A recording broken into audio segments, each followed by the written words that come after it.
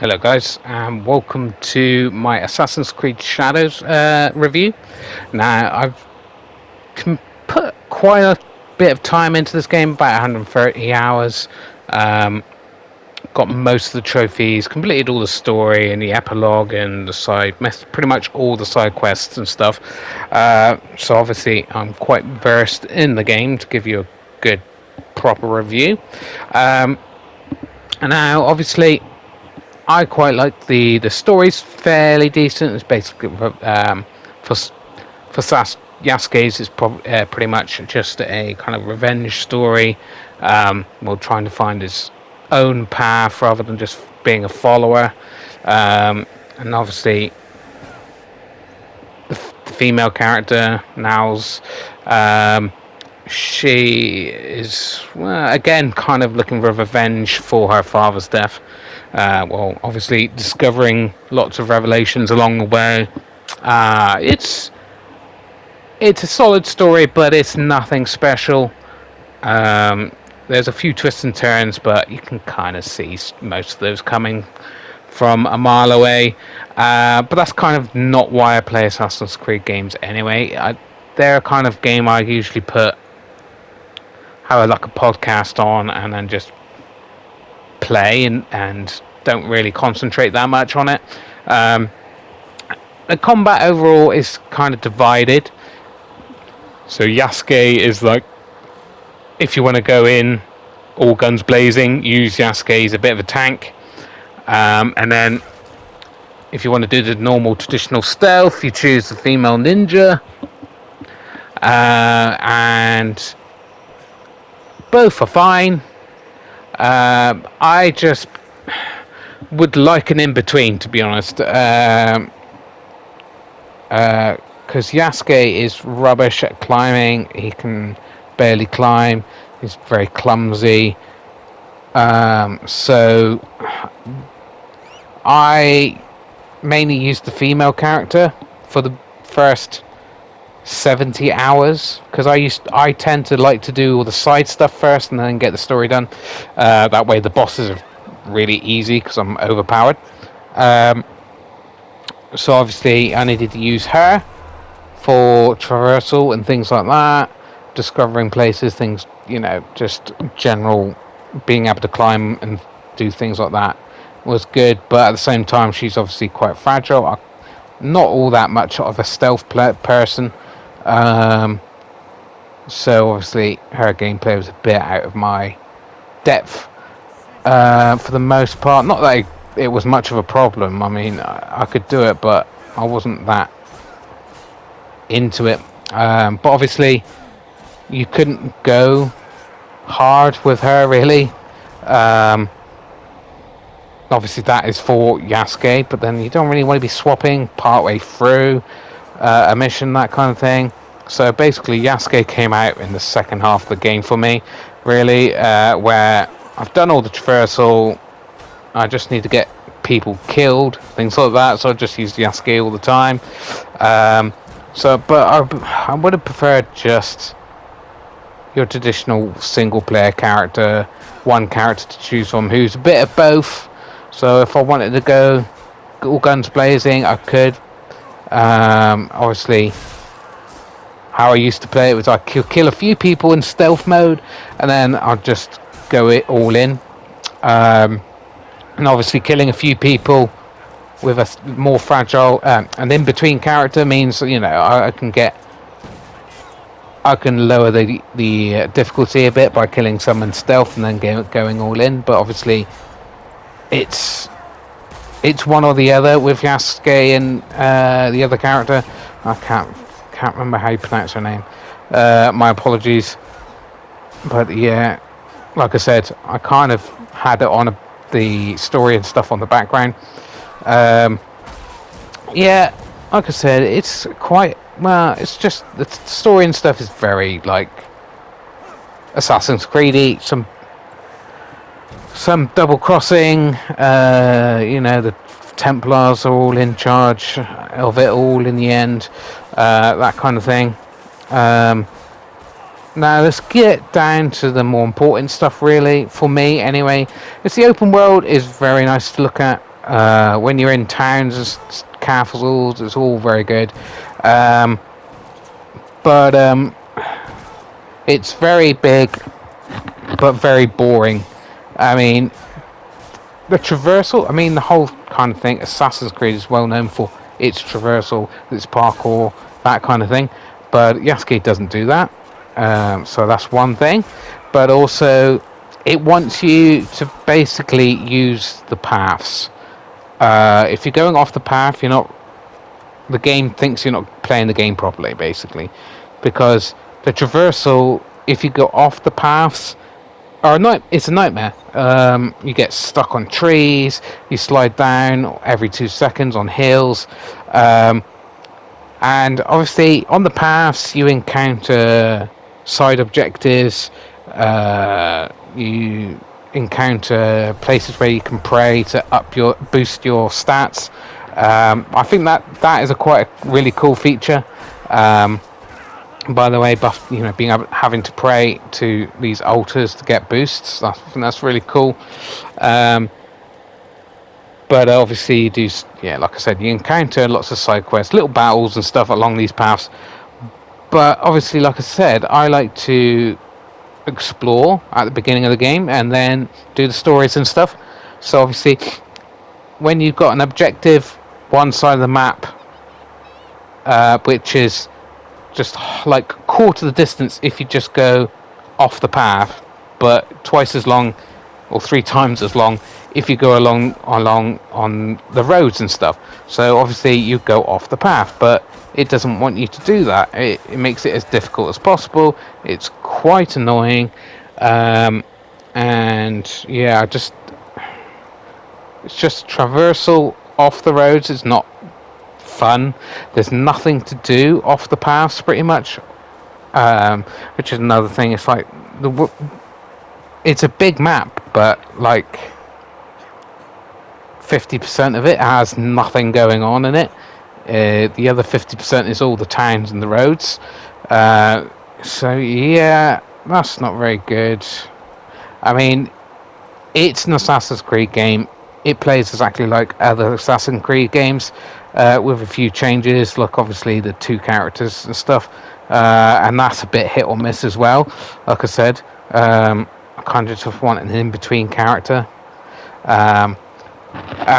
But one improvement has made over the other games. I've only played 2 other Assassin's Creed, but I put a lot of time into both of them, Odyssey and Valhalla, and I enjoyed both. But they had like 3 stories going on. So you had like your character in the past, then you would time travel or get out of the computer system and then go into the future. And then you'd also, in Valhalla, you were a Viking, and then you went into the future. Then you also went into, well, Valhalla. So you had these three big stories going on. And I didn't like that. I really didn't think the Valhalla storyline was particularly interesting. I really kind of wanted to get into a historic mindset. And obviously, if you're playing a Viking, that's great. But then if next second you're doing the computer glitch and you're going into the future, and then next minute you're going into Valhalla and fighting ice giants and all that stuff, it's just like, I don't know really what's going on. And this kind of has, and now you don't have that in this game. You are just a samurai and a ninja, and that is it. But obviously they split the characters, so there's like 2 stories going on.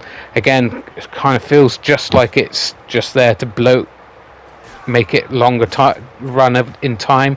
So you've got a lot more side quests to do with each of the characters and things, which I don't know why that didn't hit. I kind of like go, well, I definitely prefer this over Valhalla. It's split between Valhalla and modern day. I kind of just want to stick to the past, which is great.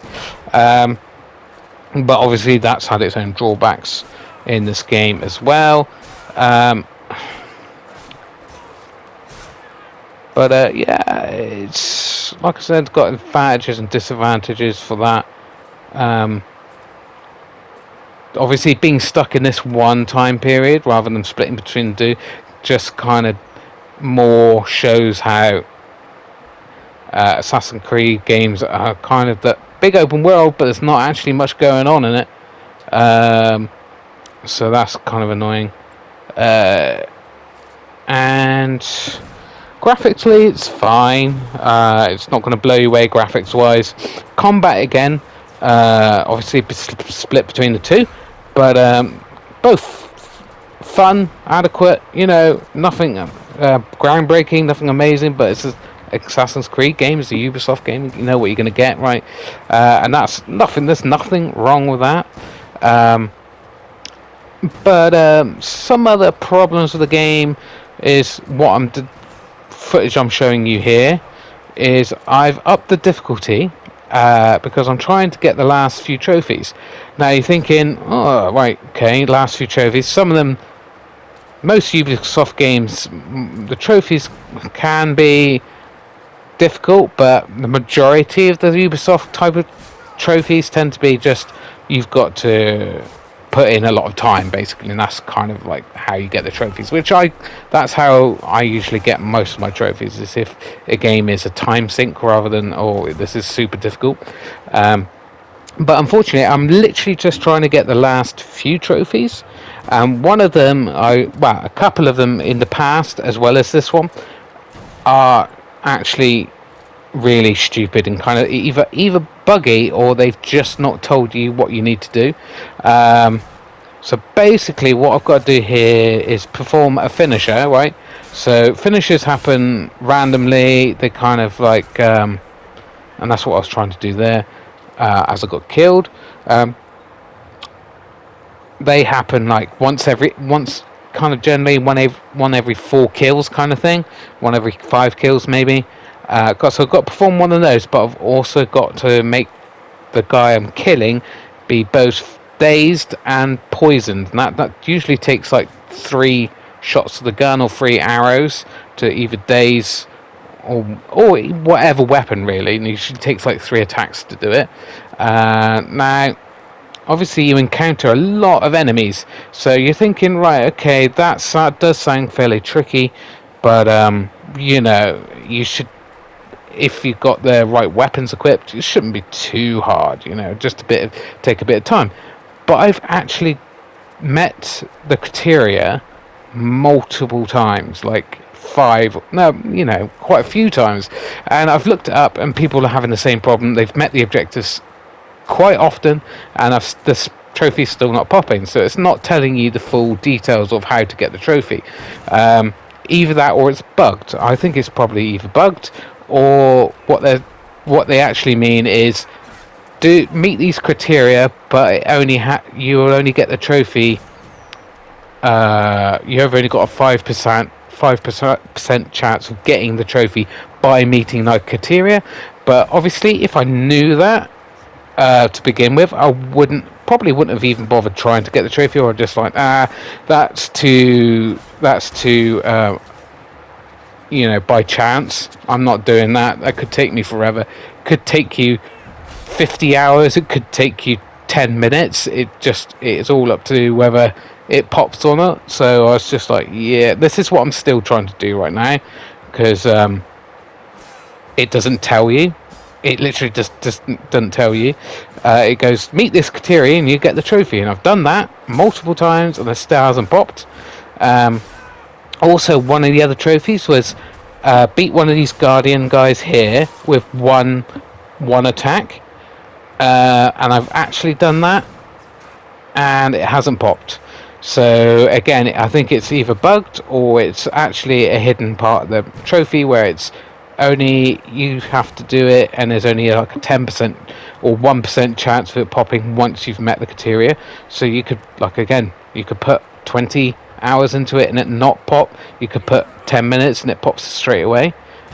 You just don't know, and I'm just not up for playing the game anymore, because quite honestly, like most Ubisoft games, they just really drag, and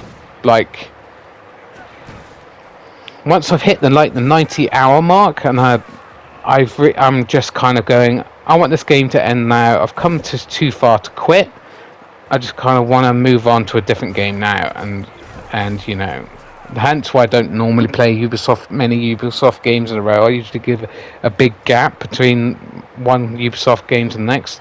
Now, kind of unfortunately, one of my next games is Star Wars Outlaws, which is a Ubisoft game.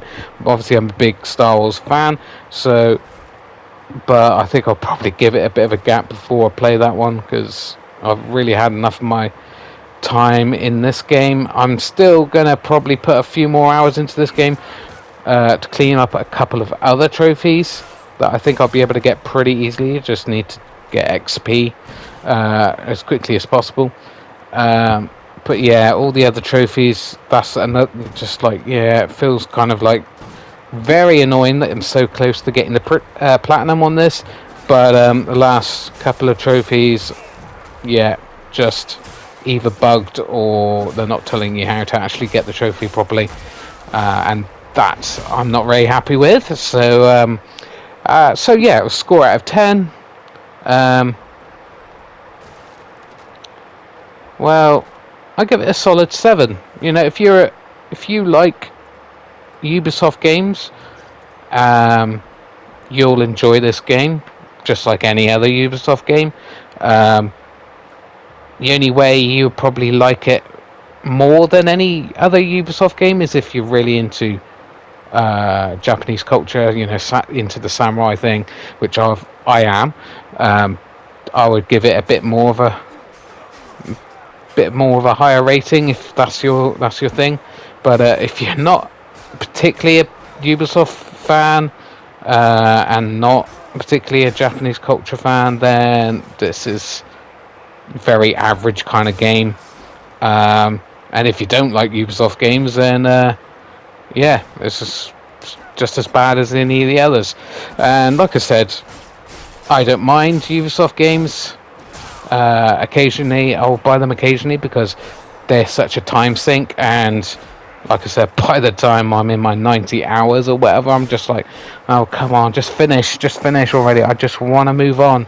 But obviously by then, I'm invested too much. I'm obviously near the end of the story by then. So I've definitely got to put that last 5-10 hours in to finish off the story. And then obviously then I'm kind of like, I'm actually close to getting the platinum or getting some more easy trophies. So I might as well put another few hours into it, which then turns into 10 hours. Then I've got a couple of extra trophies, that kind of thing. But I'm already oh man, I kind of don't like this game now because I've just feel like I've been kind of dragging my feet in this game and just want to move on to the next game. So yeah, solid 7. Really, I think I'll play a Ubisoft every game every year and a half maybe, because they're such time sinks. Anyway, thanks for watching, guys. If you do like the video, give it a like and subscribe, because I bring you replays of most of the games I play. And yeah, I'll see you in the next video. Bye, guys.